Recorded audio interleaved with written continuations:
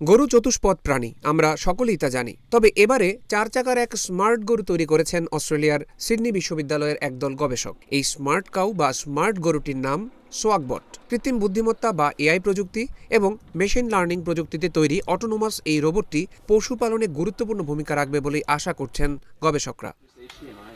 পশুপালনের সাধারণ একটি রোবট হিসেবেই 2016 সালে যাত্রা শুরু হয় সোয়াগবটের।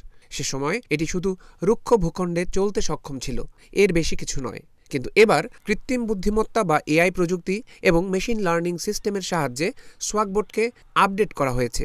ফলে আগের তুলনায় অনেক বেশি পারদর্শী হয়ে উঠেছে উন্নত ক্যামেরা সমৃদ্ধ এই রোবটটি।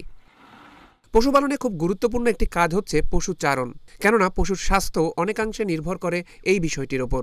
সোয়াগবট রোবটটি চারণভূমির মান, ধরন ও ঘনত্ব নির্ধারণ করতে পারে। পাশাপাশি গবাদি পশুর স্বাস্থ্য পর্যবেক্ষণ করতে সক্ষম এই রোবটটি। গবাদি পশুর স্বাস্থ্য ও চারণভূমি সম্পর্কিত ডেটা বিশ্লেষণ করে সোয়াগবট নিজে থেকেই বেশ কয়েকটি গুরুত্বপূর্ণ সিদ্ধান্ত নিতে পারে।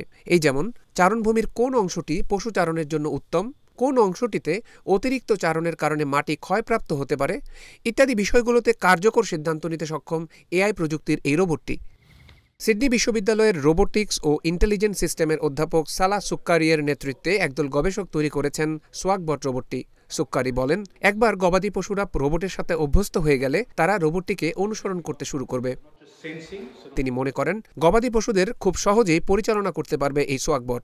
যদি চারণভূমির ডান দিকে ভালো প্রোটিন ও কার্বোহাইড্রেট থাকে তাহলে রোবটটি পশুদেরকে সেদিকেই নিয়ে যাবে। আবার কোনো অংশে অতিরিক্ত চারণের কারণে মাটির ক্ষতি হওয়ার ঝুঁকি থাকলে সেখান থেকেও তাদেরকে সরিয়ে নিতে সক্ষম এআই সক্ষমতার এই রোবটটি।